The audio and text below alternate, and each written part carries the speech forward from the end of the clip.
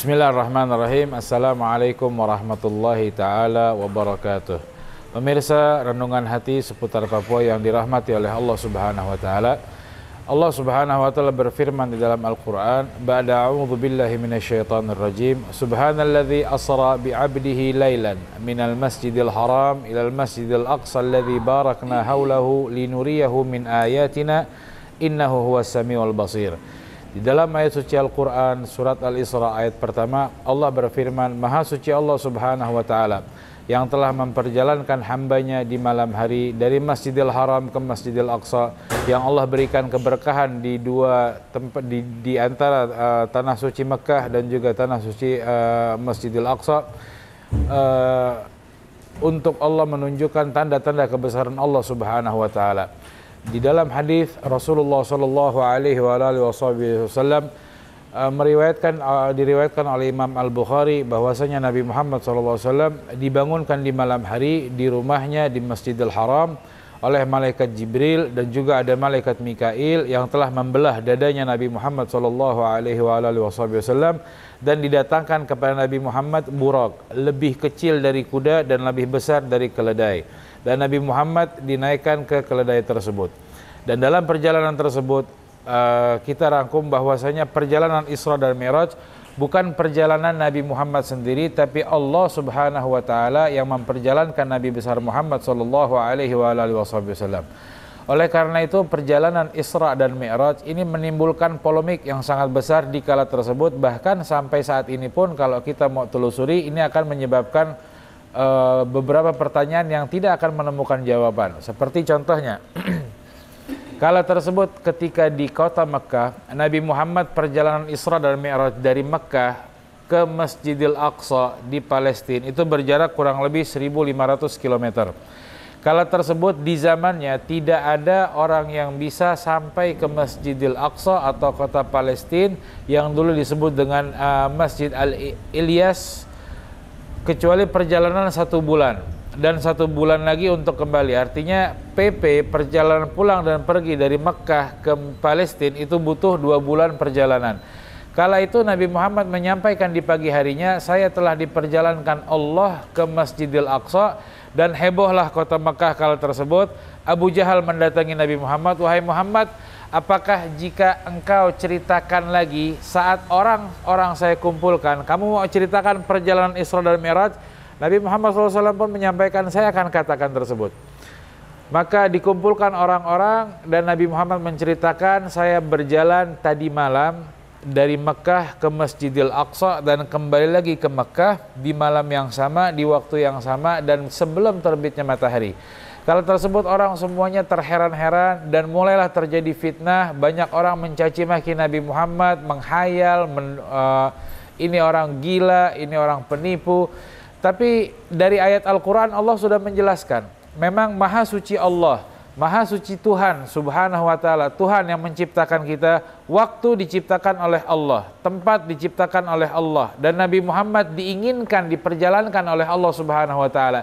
Jika yang berjalan Nabi Muhammad, logika tidak akan masuk akal. Tapi kalau Allah yang menginginkan memperjalankan Nabi Muhammad dari Mekah, Mekah diciptakan oleh Allah, ke Masjidil Aqsa diciptakan oleh Allah, dan waktu yang memiliki Allah Subhanahu wa ta'ala, maka sangat mungkin bagi Allah Subhanahu wa ta'ala, memang tidak mungkin bagi manusia, tapi sangat mungkin bagi Allah Subhanahu wa ta'ala. Allah Subhanahu wa ta'ala menjelaskan dalam surat Al-Isra juga, wa ma ja'alna ar-ru'ya allati araynaka illa fitnatan lin-nas.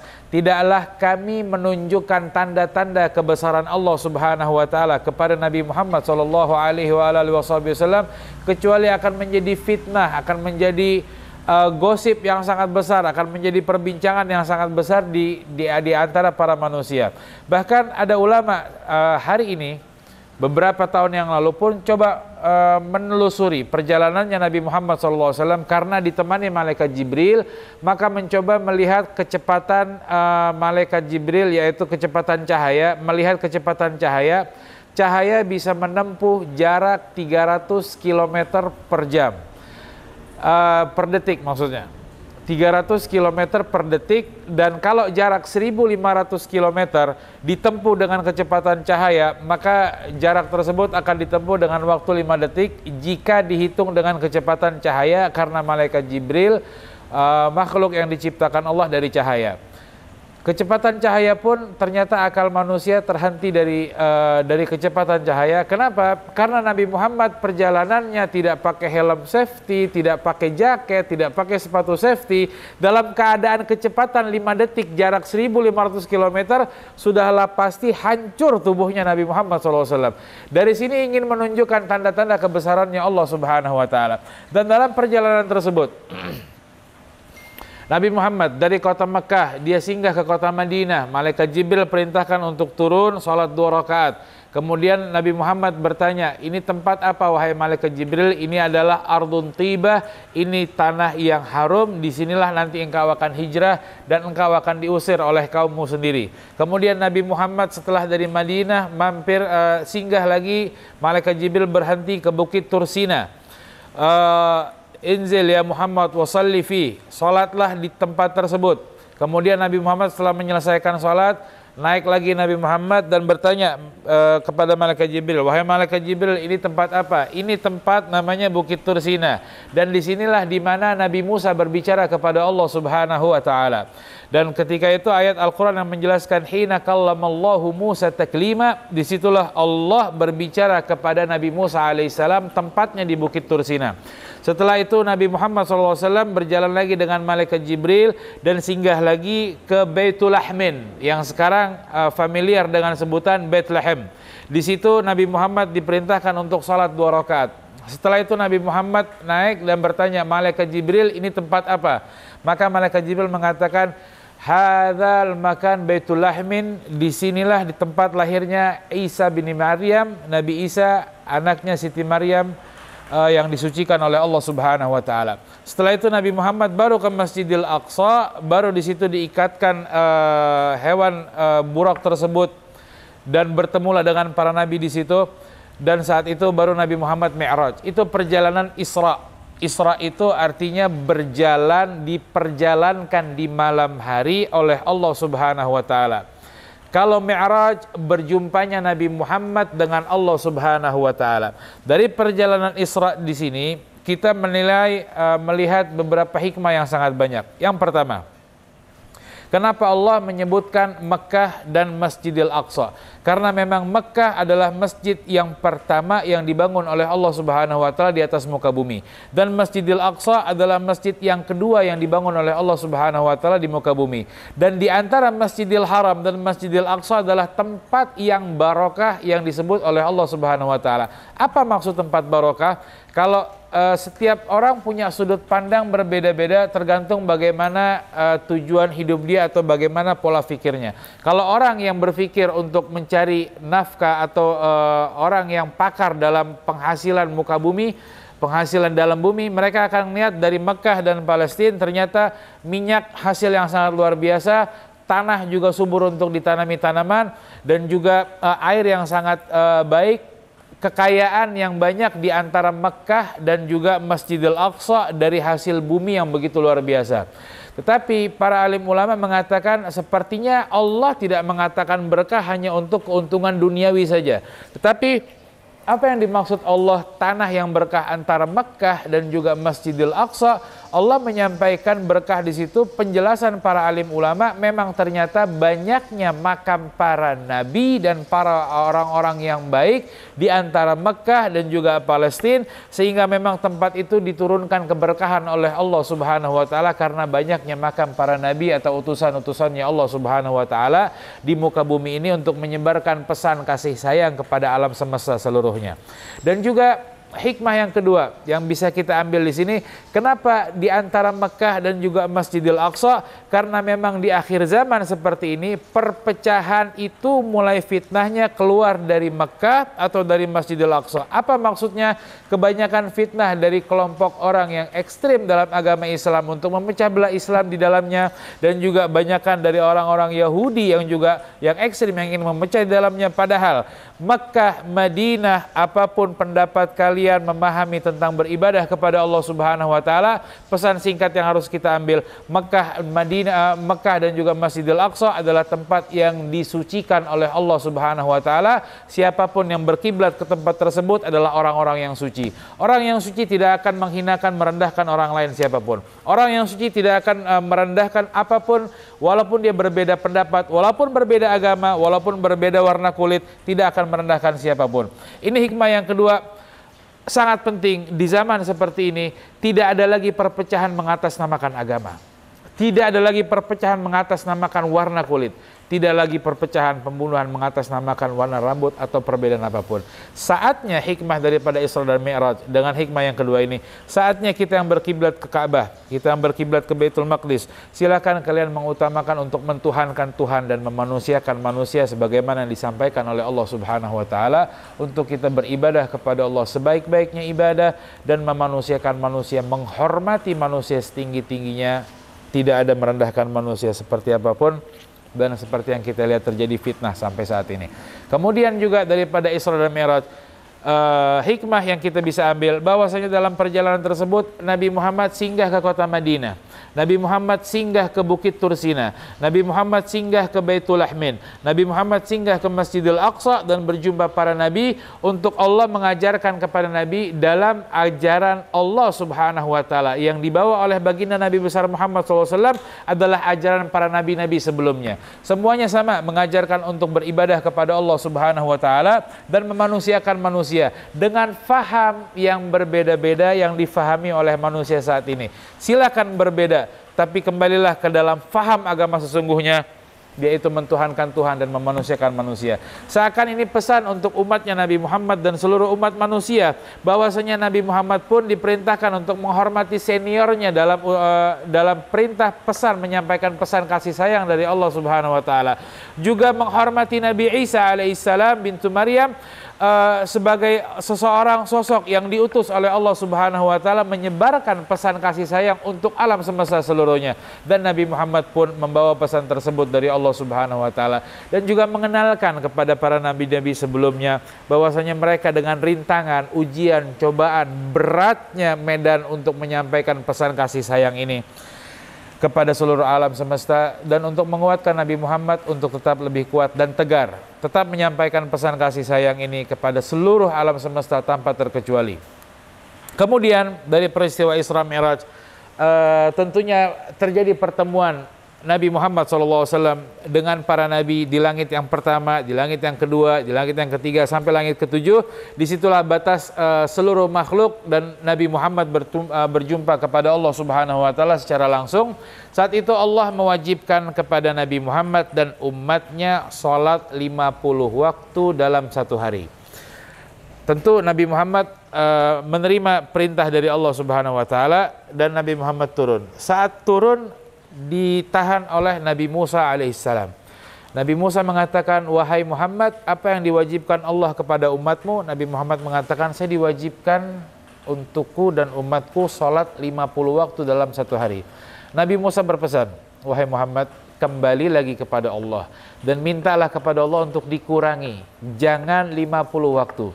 Nabi Muhammad pun mengikuti perintah, nasihat, arahan dari Nabi Musa alaihissalam, sampai akhirnya berjumpa kepada Allah, dikurangi oleh Allah 5 waktu. Sehingga umatnya Nabi Muhammad diwajibkan salat 45 waktu. Turun ke Nabi Musa, diperintahkan untuk minta lagi dikurangi sama Allah. Dan negosiasi tersebut terjadi dan Allah mengurangi setiap 50 dikurangi 5, dikurangi 5, dikurangi 5, dikurangi 5 sampai 9 kali berjumpa dan ketemu dengan Nabi Musa. Berapa yang diwajibkan? Saya diwajibkan 5 waktu oleh Allah Subhanahu wa taala. Maka Nabi Musa mengatakan, wahai Muhammad, saya ini diutus kepada kaum yang lebih kuat dari kaummu. Saya diutus kepada orang yang lebih hebat ibadahnya daripada kaummu. Di zaman Nabi Musa memang orang ibadah saat itu, mereka naik ke atas gunung 50 tahun, 100 tahun tidak turun, fokus untuk ibadah saja. Allah yang berikan makan dan minum, dan Allah cegat kemaluannya untuk buang air kecil atau buang air besar, dan syahwatnya dihilangkan, dia fokus kepada ibadah saja. Di zamannya Nabi Musa alaihissalam seperti itu, ratusan tahun dia tidak pulang. Itu yang disebutkan oleh Nabi Muhammad SAW, yang diceritakan oleh Rasulullah Sallallahu Alaihi Wasallam. Umatnya umurnya panjang-panjang, ibadahnya hebat-hebat. Nabi Musa memberikan pesan, umatmu itu tidak akan mampu mengerjakan 50 waktu. 5 waktu pun dianggap sama Nabi Musa tidak mampu, mintalah dikurangi sama Allah Subhanahu wa taala. Dan Allah pun mengatakan, wahai Muhammad, dia 5 waktu tapi pahalanya seperti 50 waktu. Dari situ selesai perintah dari Allah Subhanahu wa taala. Nabi Muhammad pun turun dan turun ke tempat tidurnya dalam keadaan hangat, tempat duduknya belum lagi hilang. Kalau kita duduk di satu tempat atau di alas atau di karpet, kita akan tahu tempat yang kita duduki itu akan hangat. Dan dalam waktu singkat pun atau 1 menit pun hangatnya sudah hilang. Tapi Nabi Muhammad perjalanan Isra dan Mi'raj dan singgah dan berjumpa dengan para nabi dan perbincangan yang panjang terjadi di antara mereka, kembali ke tempat duduknya di Mekah Mukarramah, hangat tempat duduknya belum hilang. Memang tidak akan masuk akal logika manusia, tapi di sini masuk ketika kita mengimani cerita tersebut datangnya dari Allah Subhanahu wa taala. Maka apa yang bisa kita ambil hikmah daripada perjumpaan Allah dengan Nabi Muhammad sallallahu alaihi wasallam? Yang pertama, Nabi Muhammad diperintahkan untuk salat, dan itu adalah hadiah satu-satunya yang diberikan Allah kepada umatnya Nabi Muhammad saat peristiwa Isra dan Mi'raj. Artinya Allah mementingkan orang-orangnya yang salat. Allah sangat menganggap mulia orang-orang yang sujud kepada Allah Subhanahu wa taala. Dan Nabi Muhammad pun saat dalam keadaan galau, bahasa orang sekarang galau, Nabi Muhammad selalu minta dihilangkan kegalauannya, kegelisahannya ini oleh Sayyidina Bilal bin Rabah yang mengatakan, arihni ya Bilal, senangkan saya wahai Bilal. Maka Nabi Muhammad disenangkan dengan panggilan salat, Allahu Akbar, Allahu Akbar. Itu cara bergembiranya Nabi Muhammad, itu cara senyumnya Nabi Muhammad SAW. Sehingga pesan paling penting dari Allah, jaga salat kalau kita ingin punya hubungan baik dengan Allah Subhanahu wa taala. Kemudian juga 50 waktu yang diberikan Allah kepada kita umat Islam, umatnya Nabi Muhammad SAW adalah dalam satu hari 24 jam diwajibkan 50 waktu. Kemudian Nabi Musa alaihissalam, dia memerintahkan untuk minta dikurangin. Seakan pesan yang penting bagi kita, Nabi Musa memberikan saran kepada Rasulullah Nabi Muhammad SAW untuk minta dikurangi karena memang 50 waktu itu sangat memberatkan umatnya Nabi Muhammad, apalagi di zaman sekarang. Bahkan kita lihat, bahkan umat Islam banyak yang meninggalkan sholat 5 waktu. Itu kewajiban yang hakiki, yang sesungguhnya. Dan Allah mengatakan dalam Al-Quran, وَمَا خَلَقْتُ الْجِنَّ وَالْإِنْسَ إِلَّا لِيَعْبُدُونَ.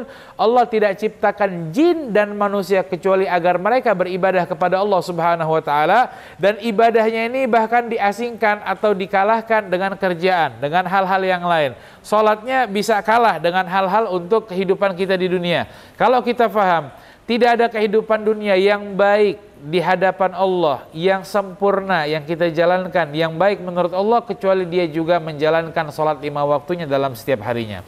Dan pesan indah saat Nabi Musa berpesan, Nabi Musa memberikan peringatan, adanya perhatian dari Nabi Musa alaihissalam kepada umatnya Nabi besar Muhammad SAW, karena itu juga bagian daripada umatnya Nabi Musa dan umatnya Nabi Isa dan umatnya seluruh Nabi dan hamba-hambanya Allah Subhanahu wa taala. Nabi Musa punya perhatian penting dan mengatakan umatmu tidak akan mampu 50 waktu. Sampai 5 waktu pun dikatakan tidak mampu mengerjakan 5 waktu, tapi Allah Subhanahu wa taala ingin menilai dan ingin menguji hamba-hambanya Allah Subhanahu wa taala, siapa di antara mereka yang mementingkan dirinya kepada Allah, maka akan dipentingkan oleh Allah Subhanahu wa taala. Dan siapa yang melupakan apa hal yang penting, dianggap penting oleh Allah Subhanahu wa taala, mereka pun akan dilupakan oleh Allah Subhanahu wa taala. Na'udzubillah. Dan sebagai pesan hikmah yang terakhir daripada Isra dan Mi'raj, salat adalah imanuddin, tiangnya agama. Rasulullah SAW menyampaikan, la salata la ra'sa as-salatu bimanzilatir ra's fil jasad. Salat itu kedudukannya bagaikan kepala dalam tubuh. Sehingga ketika kita hamba-hambanya ditanya oleh Allah Subhanahu wa taala pun di hari kiamat, Allah pertama kali bertanya itu urusan sholat kita. Kalau sholat kita baik, maka amalan-amalan yang baik baru ditanya oleh Allah Subhanahu wa taala. Jika sholat kita tidak baik, maka buat apa bertanya amalan yang lain, karena semuanya akan hangus, musnah, karena tiang yang dibangun, yang kita bangun dalam sholat itu tidak ada dan rubuh semuanya di hadapan Allah Subhanahu wa taala. Pesan terakhir penting bagi kita umat Islam khususnya, yang jika kita ingin memiliki hubungan baik dengan Nabi Muhammad dan juga dengan Allah Subhanahu wa taala, yang Allah berikan buah hasil hubungan baik tersebut pasti berhubungan baik dengan manusia seluruhnya, alam semesta ciptaan Allah Subhanahu wa taala, pastilah dia akan menjaga sholatnya. Dan orang yang akan menjaga sholatnya pastilah baik perbuatannya. Dan orang yang baik perbuatannya pastilah jujur ucapannya. Dan orang yang jujur ucapannya pastilah senang orang duduk dengannya, apapun agamanya, apapun keadaannya. Dan orang yang menjaga sholat 5 waktu pasti amanah, pasti dia punya rasa ketakutan, rasa takut kepada Allah Subhanahu wa taala, rasa iman kepada Allah Subhanahu wa taala, dan juga rasa cinta kepada alam semesta seluruhnya. Mudah-mudahan ini pesan singkat bermanfaat untuk kita seluruhnya, dan mudah-mudahan peristiwa Isra dan Mi'raj ini mendatangkan kebaikan kepada kita, kepada Indonesia, kepada dunia, kepada seluruh manusia dan alam semesta. Tidak lagi mengguncangkan gempanya, dan lautan tidak lagi menumpahkan airnya, dan udara tidak lagi meniupkan angin yang menghancurkan daratan, insyaallah. Dengan keberkahan Isra dan Mi'raj, keberkahan bulan Rajab, dan keberkahan umat manusia seluruhnya, kita memohon kebaikan dari Allah Subhanahu wa taala. Wassalamualaikum warahmatullahi taala wabarakatuh.